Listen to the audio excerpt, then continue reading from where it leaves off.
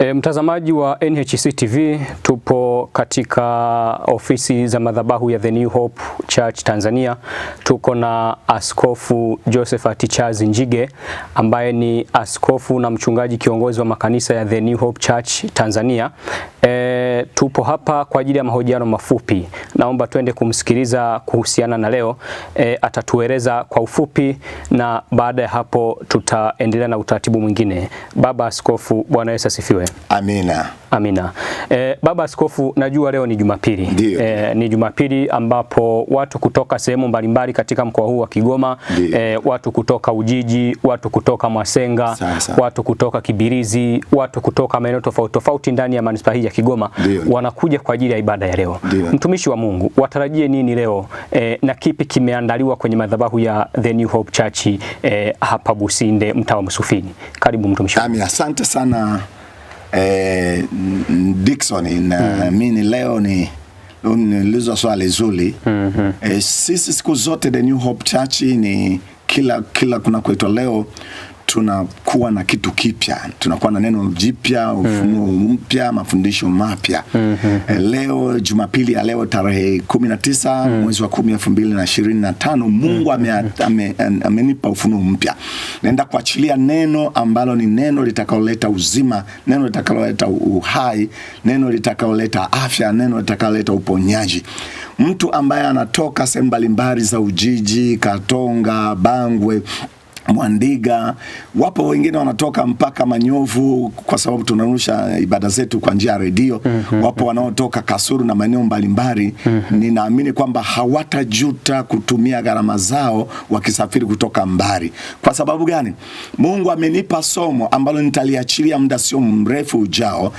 Linatoka katika kitabu kile cha Mwanzo, ile sura 22 mstari wa 13 mpaka 14, ambalo kichwa cha somo kinasema ya kwamba katika mlima wa Bwana itapatikana. Katika mlima wa Bwana itapatikana. Maana yake kwamba kwenye madhabahu ya Mungu inatoka nguvu inayosababisha miujiza, vunja laana, mikosi na kila namna. Lakini natoka maneno na mafundisho yenye nguvu yatakomjenga mtu anayesikiliza, mtazamaji anayotusikiliza. Kwa hiyo nawakaribisha sana watu wote walioko njiani, wale ambao wamekwisha kufika na hao wamefanya jambo jema sana. Wale wako mbali, naamini wanafanya hima waje. Leo watarajie mambo makubwa sana ambayo Mungu ataenda kuyatenda kwao.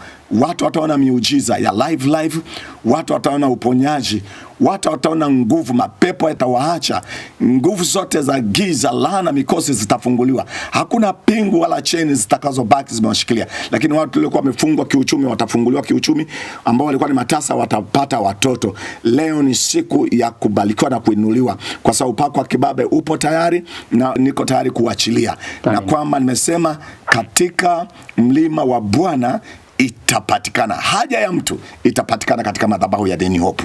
Haja ya mtu asubuhi ya leo, siku ya leo, Jumapili ya leo inaenda kupatikana. Haja ya taifa letu inahitaji amani, watu wanahitaji upendo, watu wanahitaji miujiza, watu wanahitaji uponyaji, watu wanahitaji neno litakalowajenga.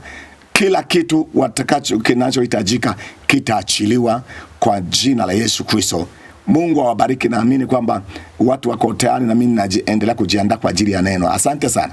Amina, amina. Mtazamaji wa NHC TV, tulikuwa na baba askofu ndugu Josephat Charles Njige ambaye ni askofu mkuu wa makanisa ya The New Hope Church Tanzania, na tumehitimisha hivyo na kama neno linavyosema katika Mathayo sura ya 11 mstari wa 28 kwamba njooni kwangu ninyi nyote msumbukao na wenye kulemewa na mizigo nami nitawapumzisha. Basi kama alivyosema mtumishi wa Mungu kwamba katika mlima wa Bwana itapatikana. Sasa una mizigo, una changamoto, wewe ambaye uko njiani, na wale ambao wataendelea kutusikiliza kwenye vyombo vya habari kama Radio Joy 90.5 Kigoma, na kwenye mitandao ya kijamii tutakuwa live kupitia Facebook na akaunti zingine kwa jina la Bishop Josephat Charles Njige.